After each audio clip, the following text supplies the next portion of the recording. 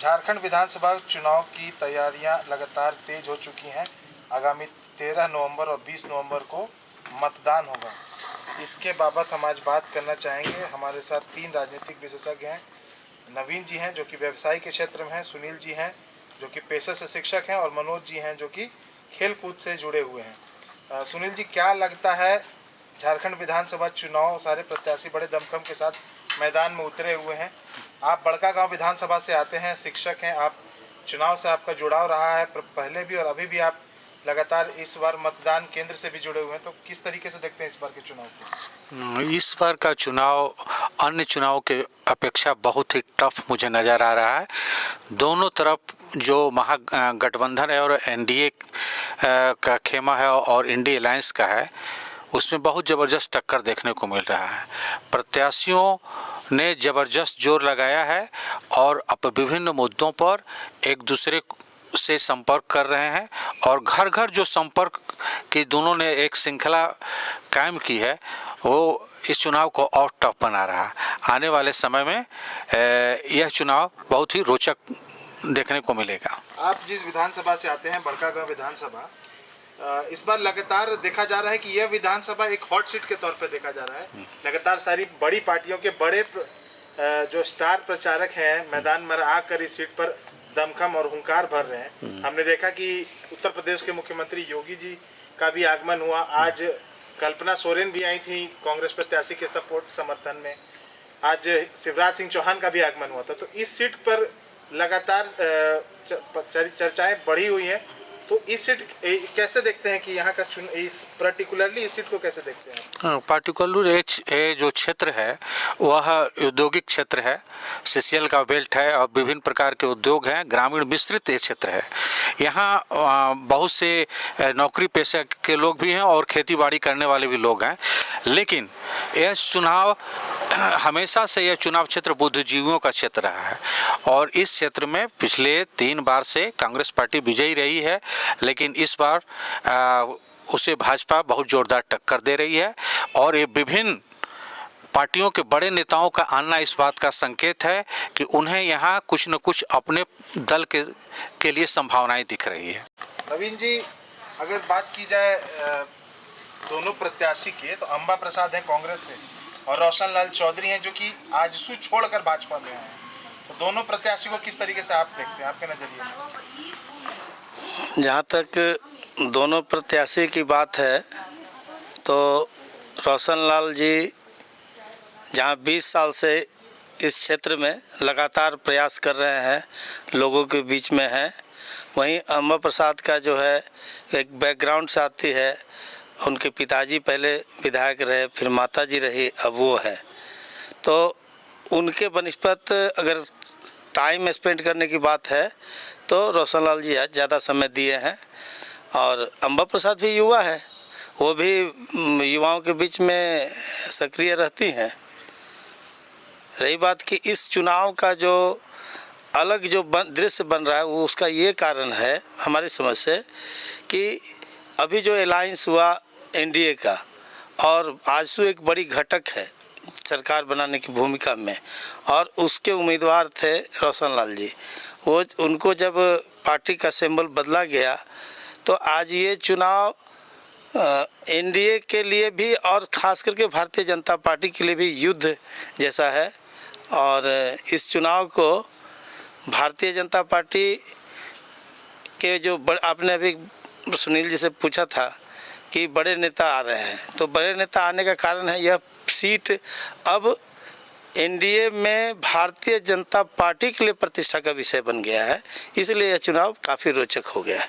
मनोज जी, पिछले दिनों योगी आदित्यनाथ जी का आगमन हुआ बड़कागांव में और काफ़ी उत्साह के साथ भाजपा समर्थक उस प्रचार प्रसार के सभा में पहुंचे थे। तो उनके आने के बाद से क्या कुछ इम्पैक्ट देखते हैं कि योगी जी के आने से कितना प्रभाव पड़ेगा और कितना वोट का अंतर वो अपने मेरिट पे कराने वाले हैं? देखिए, योगी जी आज जो है सो मोदी जी के बाद योगी जी का नंबर 2 आता है, ठीक है। और उत्तर प्रदेश जैसे राज्य का वो मुख्यमंत्री भी हैं, उनका आना बड़कागांव में रोशन लाल चौधरी को मुझे लगता है कि कि कम से कम 10 से 20% वोट का जो है ना अंतर आने वाला है। और अगर रोशन चौधरी जीतते हैं तो मुझे जैसा अनुभव है, मैं भी उस सभा में गया था, भीड़ जो उनका जो भाषण हो रहा था, भीड़ जो कनेक्ट कर रहा था, उनको हर बात पर रिएक्ट कर रहा था, उससे लग रहा था कि जो है सो उनका काफ़ी प्रभाव पड़ने वाला है इस चुनाव में। शिवराज सिंह चौहान का भी आगमन हुआ गोंडा में। शिवराज सिंह चौहान पूर्व मुख्यमंत्री हैं मध्य प्रदेश के, काफ़ी शालीनता है उनके व्यवहार में। वहीं पे दूसरे जो स्टार प्रचारक हैं हिमंता बिस्वा शर्मा, जिनका आने का एक उम्मीद रखा गया था, लेकिन हालांकि शेड्यूल में थोड़ी सी बदलाव आई। दो विभिन्न पृष्ठभूमि से आने वाले स्टार प्रचारक हैं भाजपा के, जो कि झारखंड में लगातार काम कर रहे इस विधानसभा चुनाव में। तो हिमंता बिस्वा शर्मा एक एग्रेसिव राजनीति करते हैं, शिवराज सिंह चौहान शालीनता के साथ राजनीति करते हैं। तो दोनों के इस समागम को किस तरीके से देखते हैं कि कितना कुछ फायदेमंद होगा भाजपा के? ये जो है दोनों का जो कार्यशैली है दो अलग ढंग की है, लेकिन दोनों के कार्यशैली से हमारे जो है बुद्धिजीवी मतदाता जो हैं और शिवराज सिंह चौहान के कार्यशैली से, उनकी ईमानदारी से, उनके द्वारा किए गए कार्य से मध्य प्रदेश में बहुत ही प्रभावित हैं। उनका नाम था, 20 साल करीब रहे और उनके सरकार के विरुद्ध कोई भी भ्रष्टाचार के आरोप नहीं लगे। इसलिए उनका जो भाषण होता है लोगों को क्या कहते हैं कनेक्ट करता है और बुद्धिजीवी और पढ़ा लिखा तबका उससे जुड़ता है। और युवा वर्ग जो है हेमंत बिस्वा शर्मा के आक्रामक जो प्रचार शैली है उससे कनेक्ट करता है और एक आनंद के रूप में लगता है। उनकी भाषण में एक चुटीली व्यंग्यात्मक टिप्पणियां भी होती है जो लोगों को हंसाती भी है और वह प्रभावित करती है, आकर्षण का एक केंद्र रहता है। आप खुद आते हैं उत्तर प्रदेश से, जहाँ के मुख्यमंत्री योगी आदित्यनाथ हैं, जिनके विषय में हमने बातचीत भी की। साथ ही साथ अन्य कई बड़े नेता हैं। कल मोदी जी का भी आगमन होने वाला है रांची में। कई नेता भाजपा पूरी दमखम के साथ झारखंड के पीछे चुनाव में जीतने के लिए लगी हुई है। कितना महत्वपूर्ण है भारतीय जनता पार्टी के लिए यह चुनाव, भारतीय राजनीति के इस वक्त के हालिया राजनीति के दृष्टिकोण से? चूंकि लोकसभा में नतीजे भाजपा के लिए अनुकूल नहीं हुए, तो झारखंड का चुनाव और महाराष्ट्र का चुनाव कितना महत्वपूर्ण है भाजपा के लिए? बहुत ही महत्वपूर्ण है। हरियाणा का चुनाव जिस तरह से भारतीय जनता पार्टी ने विपरीत परिस्थितियों में, जबकि कोई भी सेफोलॉजिस्ट या कोई भी चैनल यह नहीं दिखा रहा था कि भारतीय जनता पार्टी वहां से जीत रही है, लेकिन ग्रास रूट पर उसके कार्यकर्ताओं ने जिस सूक्ष्मता से काम करके और वहां भारतीय जनता पार्टी को जिताया है, भारतीय जनता पार्टी में एक नया जोश उत्पन्न हुआ है।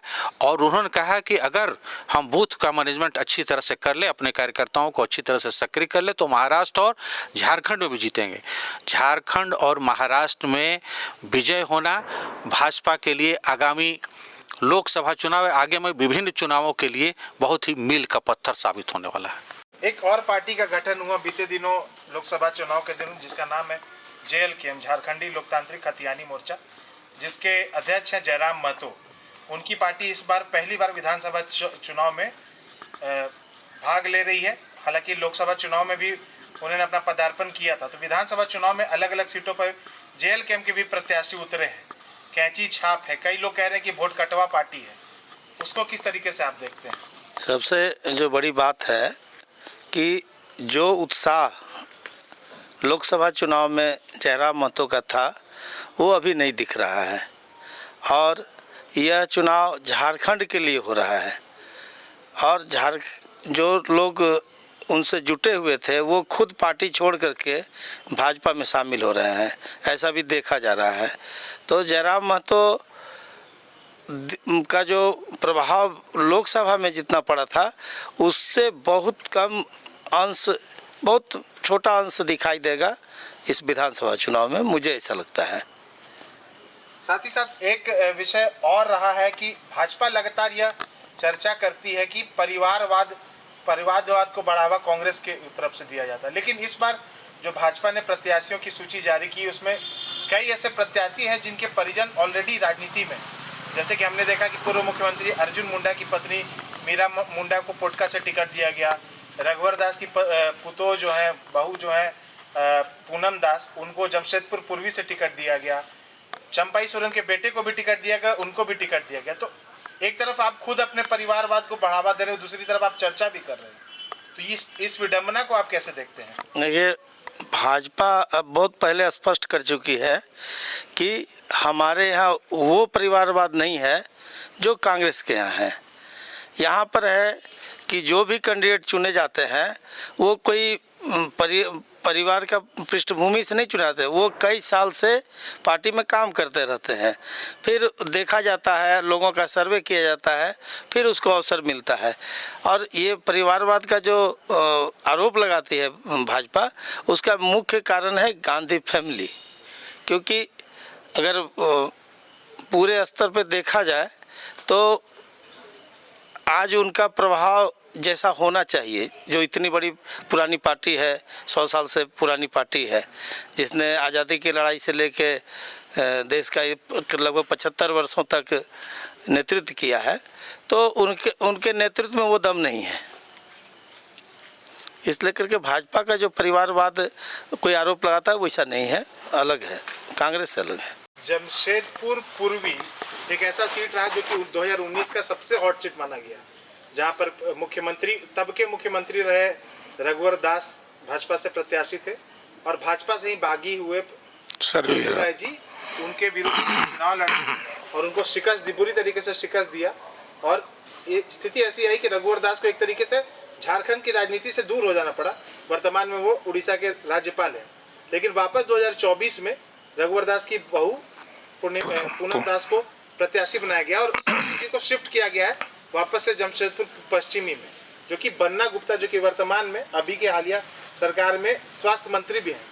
तो वहाँ के उस मुकाबले को किस तरीके से देखते हैं कि क्या सरयू राय जी बन्ना गुप्ता को शिकस्त दे पाएंगे या किस तरीके या क्या? देखिए, सरयू राय को इस तरह से देखा जाना चाहिए कि लोकसभा के चुनाव में उन्होंने भाजपा के कुछ उम्मीदवारों के खिलाफ काम किया था। भाजपा से उनको टिकट मिलना संभव नहीं था, तो उन्होंने पिछले दरवाजा का सहारा लिया, जदयू में शामिल हुए और जदयू के नाम पर, चूँकि नीतीश कुमार को झारखंड में लाना था, जदयू को 1-2 टिकट देना था, तो सरयू राय को पार्टी में शामिल कराया गया और लाया गया। वो पिछले दरवाजे से एक तरह से कहिए कि भाजपा में शामिल हो गए या भाजपा के अलायंस में शामिल हुए। अभी जहाँ तक बात है बन्ना गुप्ता का, बन्ना गुप्ता स्वास्थ्य मंत्री हैं वर्तमान में अभी, और मोटा मोटी मेरा आकलन है कि वो काम ठीक ठाक किए हैं स्वास्थ्य के क्षेत्र में या अपने जमशेदपुर में। और सरयू राय का प्रभाव, सरयू राय तो उस समय चुनाव जीत गए, रघुवर दास चूँकि बड़ा फेस था, नाम था, एकदम हाईटेक की वो चुनाव हो चुका था, तो कभी कभी ऐसा एक हवा चलता है तब वो बड़ा से बड़ा नेता भी धराशायी हो जाता है। हम लोग ने देखा है कि इंदिरा गांधी हो, चाहे बहुत सारे बड़े बड़े नेता, शिबू सोरेन को हरा दिया था एक बार राजा पीटर ने, मुख्यमंत्री रहते तमाड़ से। तो रघुवर दास मतलब वही हवा में समझिए एक तरह से चला, हार गए बेचारे। तो अभी जो सरयू राय कोई ज़रूरी नहीं है कि पश्चिमी जमशेदपुर फिर लौटे हैं, चूँकि 2 चुनाव हार चुके थे वहाँ से। भाजपा टिकट नहीं दी थी पिछले बार पश्चिमी जमशेदपुर से उनको, इसलिए कि वो पिछला चुनाव हार चुके थे और उन्होंने घोषणा किया था कि अगर मैं चुनाव हार गया तो मैं फिर अब दोबारा चुनाव नहीं लड़ूंगा, राजनीति से संन्यास ले लूँगा। लेकिन नेताओं का बात का कोई भरोसा नहीं होता है, ठीक है। अब फिर उन्होंने जदयू से टिकट हासिल किया है और लड़ रहे हैं, लेकिन वहाँ टफ फाइट है। सरयू राय जीतेंगे या नहीं जीतेंगे कहा नहीं जा सकता है। और पूर्वी से जहाँ तक सवाल है पूनम दास का, रघुवर दास का तो एक चेहरा है वहाँ बिल्कुल, और मुझे लगता है कि वहाँ से भाजपा भारी रहेगा। डॉक्टर अजय कुमार फाइट अच्छा दे रहे हैं, लेकिन उम्मीद है एकदम मतलब कांटे का टक्कर है, बहुत मार्जिन ज़्यादा नहीं रहेगा हार जीत का। तमाड़ सीट की बात हो रही थी कि एक दफ़ा शिबू सोरेन को भी राजा पीटर ने निर्दलीय प्रत्याशी के तौर पे ही शिकस्त दे दिया था। इस बार राजा पीटर को जदयू ने टिकट दिया है, जदयू घटक दल है बीजेपी की। तो तमाड़ सीट पर जो विकास मुंडा है जेएमएम से, वो उनके खिलाफ खड़े हुए हैं। बहुत ही महत्वपूर्ण सीट है जदयू के लिए झारखंड के परिप्रेक्ष्य में, उस पर क्या आपका व्यू है? देखिए, राजा पीटर एक लोकप्रिय नेता तो हैं, इसमें कोई दो राय नहीं है। पूर्व मुख्यमंत्री और दिशोम गुरु शिबू सोरेन को हरा चुके हैं।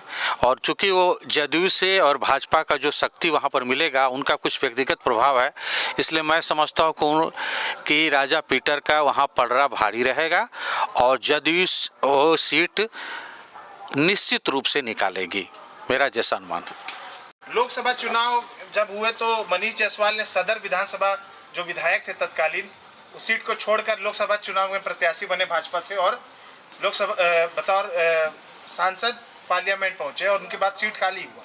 सदर विधानसभा लगातार भाजपा के लिए गढ़ के तौर पे अब माना जाता है। इस बार काफ़ी टफ इंटरनली लड़ाई था कि किसे भाजपा का प्रत्याशी बनाया जाएगा। फाइनली प्रदीप प्रसाद का नाम आ गया और प्रदीप प्रसाद सदर विधानसभा से भाजपा प्रत्याशी हैं। उनके सामने कांग्रेस के एक दिग्गज नेता मुन्ना सिंह हैं, जो काफ़ी लंबा राजनीतिक करियर है उनका भी। वहाँ पे काफ़ी टफ फाइट है। उस सीट को किस तरीके से आप देखते हैं कि क्या कुछ नतीजे सामने आ सकते हैं? जहाँ तक प्रदीप प्रसाद की बात है तो मैं अभी योगी जी बड़का गांव में आए थे, मैं उस कार्यक्रम में गया था। तो प्रदीप प्रसाद वहाँ भाजपा से जुड़े हुए हैं और कहा जाता है कि मनीष जायसवाल ही कोई दूसरे उम्मीदवार को चाहते थे और जैसे भी इनका चयन हुआ होगा, लेकिन मुझे एक ऐसा आभास हुआ कि हजारीबाग में खुद भाजपा के जो उम्मीदवार हैं और भाजपा के जो कार्यकर्ता हैं, उनके मन में भी द्वंद्व चल रहा है। और अगर वो द्वंद्व ये लोग पाट लेते हैं तो भाजपा पुनः फिर, क्योंकि हजारीबाग भाजपा का एक ऐसा शहरी इलाका है और वो इतना खाद बीज वाला जगह है कि भाजपा वहाँ से ये जो सीट यदुनाथ पांडे पहली बार सांसद बने थे तो हजारीबाग की भूमिका बहुत बड़ी थी। तो हजारीबाग के लोग अगर उनको वो समय याद आएगा तो वो लोग फिर भाजपा ही वहाँ जीतेगी। कोल्हान का जो क्षेत्र है, जैसे 5 प्रमंडल में से एक कोल्हान को काफ़ी क्रूशियल माना जा रहा है पूरे राजनीति झारखंड की राजनीति में, क्योंकि इस चंपाई सोरेन पहले झामुमो के नेता थे, अब वो बीजेपी के नेता हो गए। जैसे ही बीजेपी का पट्टा पहना उन्होंने जय श्री राम का उद्घोष किया और बहुत हद तक कोल्हान पर निर्भर कर रहा है इस बार झारखंड चुनावी नतीजों का समीकरण। चंपाई सोरेन का भाजपा में आना और उनका और उनके सुपुत्र बाबू सोरेन का प्रत्याशी बनना किस तरीके से देख रहे हैं, कितना इम्पोर्टेंट है भाजपा के लिए, और क्या वो फ्यूचर सीएम है चंपाई सोरेन? फ्यूचर सीएम के बारे में तो मैं नहीं बता सकता, लेकिन इतना जरूर बताता हूं कि कोल्हान क्षेत्र में चंपाई सोरेन का ज़बरदस्त प्रभाव है और गांव-गांव में उन्होंने संघर्ष के दिनों में शिबू सोरेन के साथ जो संघर्ष किया था, गांव-गांव में उनके ऐसे समर्थक हैं जो उनके लिए कुछ भी करने को तैयार हो सकते हैं। उनकी जनता पर बहुत पकड़ है, ग्रास रूट पर उनकी पकड़ इतनी मजबूत है और भाजपा के ऊपर से शक्ति जो उनके साथ जुट गई है, जिसके कारण कोल्हान में उनके प्रभाव के कारण भाजपा अच्छी खासी सीट वहां ला सकती है। साथ ही साथ अगर बात की जाए रांची सीट के लिए तो लगातार वहां सीपी सिंह विधायक बनते हैं। इस बार कयास लगाया जाता है कि सीपी सिंह को के अलावा उनके किसी सुपुत्र को या फिर कुमार राजा को सीट दिया गया, लेकिन भाजपा ने फिर से सीपी सिंह पर दाव खेला है। लेकिन झामुमो ने उनके खिलाफ महुआ माझी को उतारा है। रांची जो कि राजधानी है, राजधानी सीट बहुत इंपॉर्टेंट है पूरे झारखंड पृष्ठभूमि के परिप्रेक्ष्य में। तो क्या लगता है सीपी सिंह उस एक जो धारा उनका बनते आया है, एक औधा है, उसको मेंटेन कर पाएंगे या झामुमो की महुआ माझी वापस आएंगी रांची की? देखिए, महुआ माझी भी एक तेज तर्रार नेता हैं। पिछली बार बहुत ही कम मार्जिन से मात्र 5,000 से 5,500 वोटों से वह पराजित हो गई थी। सीपी सिंह के साथ 5 बार का जो चुनाव उन्होंने जीता उसका एंटी इनकम्बेंसी है, लेकिन जिस तरह से वहाँ पर मुख्यमंत्री का भी प्रचार चल रहा है, पूर्व मुख्यमंत्री का भी, और प्रधानमंत्री भी आने वाले हैं, विभिन्न प्रकार के रोड शो करने वाले हैं। चूँकि वहाँ एक बुद्धिजीवी वर्ग का तबका है जो कैंडिडेट के बनिस्पत पार्टी को देखता है और अभी वह उसका झुकाव मुझे लगता है शहरी क्षेत्र का वह उनके पास रहेगा, भाजपा के पास, और सीपी सिंह एन केन प्रकार सीट निकाल लेंगे।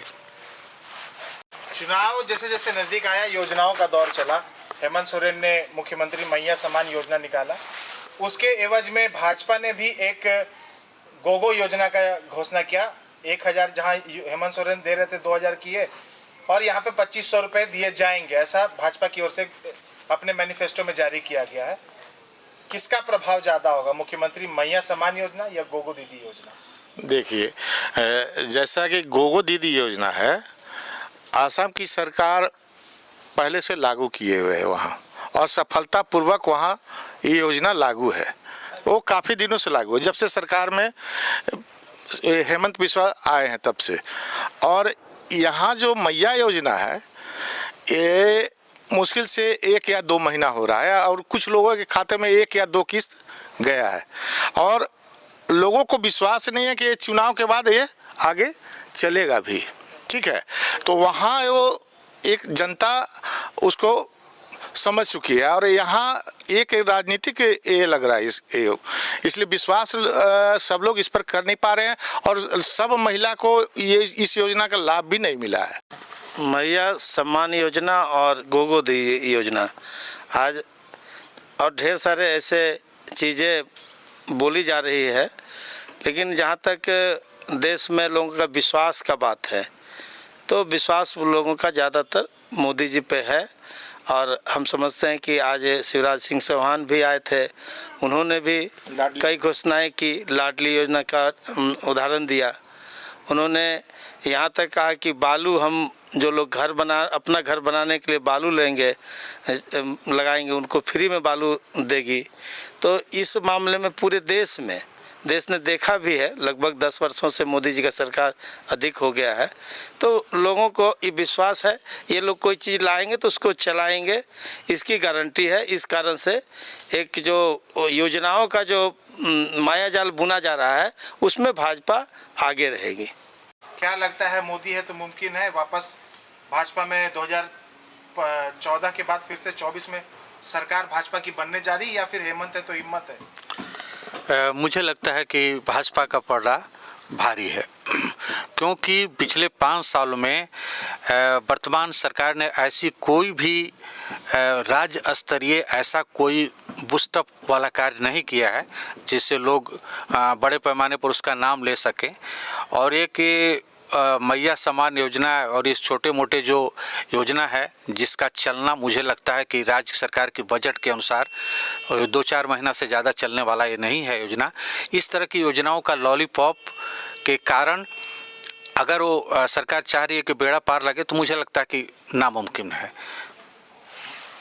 जी, आपको क्या लगता है, सत्ता में लौट रही है हेमंत सरकार या फिर भाजपा की वापसी होगी 10 सालों बाद? मेरा अनुमान जैसा है, अबर परिवर्तन होने जा रहा है झारखंड में। ठीक है, भाजपा कितना सरकार सीट लाएगी ये कहा नहीं जा सकता है, लेकिन एनडीए का सरकार अबर बनने वाला है। और मोदी जी का जैसा इस इलेक्शन में देखा जा रहा है कि झारखंड में मोदी जी का ज़्यादा सभा भाजपा नहीं करवाया गया, ज़्यादातर छोटे मोटे नेताओं का प्रचार प्रसार हो रहा है, और मोदी जी को ज़्यादा इन्वॉल्व नहीं किया जा रहा है। छोटे छोटे जगहों पर चुनावी सभा हो रही है, बहुत बड़ा स्टार प्रचारक नहीं, उसका लाभ भाजपा को मिलने वाला है। मोदी जी बहुत छोटे छोटे जगह पर जाके चुनाव प्रचार नहीं कर सकते हैं, इसलिए कल रांची में उनका रोड शो है, शहर में तो उसका प्रभाव होगा ही होगा, और सीपी सिंह को इसका लाभ मिलेगा। बगल में हटिया सीट है, वहाँ नवीन जायसवाल को भी इसका लाभ मिलेगा।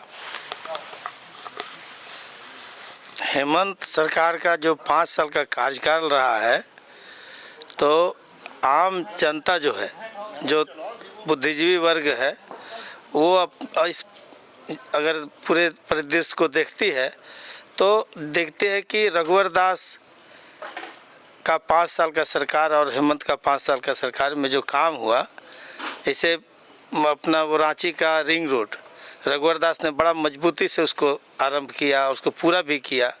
रांची में जो आज फ्लाईओवर बन रहा है, उसका भी शुरुआत रघुवर दास की सरकार में हुई थी। इतना ही नहीं, रांची में एक वेंडर्स मार्केट है, जो फुटपाथ पे जो दुकानदारी चलती थी, उनको जगह दिया गया, अटल। तो मैं जाके देखा हूँ, इतना अद्भुत मतलब काम हुआ था उन सब पर। और आपको डीटीओ ऑफिस है, एसपी ऑफिस है, डीएसपी ऑफिस, ये सब जो एक जगह लाया गया, लेकिन आज स्थिति 5 साल में ऐसी हो गई कि वहाँ का लिफ्ट खराब है, वहाँ का मतलब व्यवस्था ऐसा है कि 5 साल में ही चरमरा गया है। इतना सुंदर सुंदर बिल्डिंग खराब हो चुका है। तो जो बुद्धिजीवी लोग हैं, जो इन सब चीज़ों में इन्वॉल्व हैं, वो देख रहे हैं कि झारखंड की स्थिति 5 साल में बनी नहीं है, बिगड़ी है।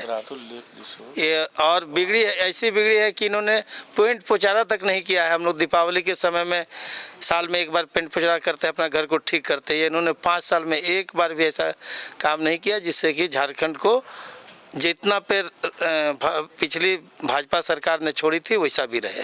तो भाजपा की कुल मिलाकर वापसी संभव नहीं, निश्चित है। बहुत बहुत धन्यवाद। तो ये थे हमारे साथ नवीन जी, सुनील जी और मनोज जी, जिन्होंने झारखंड के मौजूदा राजनीति और चुनाव को लेकर अपने अपने विचार हमसे साझा किए और एक मत में यह कहा है कि आगामी चुनाव के नतीजे जो कि 23 नवंबर को आएंगे उसमें भाजपा सरकार की वापसी होगी। 2014 के बाद 2024 में पुनः झारखंड में भाजपा की सरकार की गठन होने जा रही है। भाजपा की सरकार आएगी ऐसा लग रहा है, लेकिन कांटे की टक्कर है। हर सीट जो है आज के डेट में हॉट सीट है, ये मान के चलना होगा। कोई इतना आसानी से नहीं कह दे कि यहाँ भाजपा की एकदम सत्ता में आ रही है। मैं मनोज जी की बातों से सहमत नहीं हूँ। भाजपा अकेले पूर्ण बहुमत पे 43 सीट कम से कम आएगी। ऐसा मैं समझता हूँ कि क्या कहते हैं, जो बूथ का मैनेजमेंट बहुत अच्छी तरह से करेगा वही जीतेगा। मैं एक बात बता देता हूँ, हरियाणा चुनाव से संबंधित बहुत से लोग हरियाणा चुनाव कर रहा है, लेकिन हरियाणा चुनाव की एक बहुत बड़ी विशेषता देखने को मिली। लोकसभा चुनाव में बीजेपी ने देखा कि कौन से ऐसे वोटर्स हैं बूथ पर, 400-500 ऐसे वोटर हैं जिन्होंने वोट ही नहीं दिया। उसमें से उन्होंने चुना कि कौन यहाँ रहते हुए वोट नहीं दिया और उनको चिन्हित करके अपने कार्यकर्ताओं को लगाकर उन्हें बूथ पर ले जाना और फिर वापस उन्हें बूथ से अपना घर छोड़ना। इन जो कार्यों से करने से हर बूथ पर 50-100 बूथ जो वोट जो है वह बढ़ गया भाजपा का, और भाजपा वहाँ पर 48 सीट ले ली मात्र 4000, 5000, 7000, 8000, 10,000 वोटों से। मनोज सुनील जी के इस मैनेजमेंट को स्वीकार करता हूं, और आज हमने कुछ कार्यकर्ताओं के साथ दिन में बातचीत की थी। उनको कुछ उनके मन में पार्टी से नाराजगी है, लेकिन उनको इसका डर है कि हमको जीतना है। इस लेकर के सुनील जी ने जो मैनेजमेंट बताया है वो आने वाले समय में दिखेगा और पूर्ण होगा, और भाजपा पूर्ण बहुमत में अकेले आएगी। मिला जुला के कहना यह है कि जिसका बूथ मैनेजमेंट सही रहेगा, जो अपने वोटर्स को बूथ तक पहुंचा देगा, उसका पलड़ा भारी रहेगा। धन्यवाद।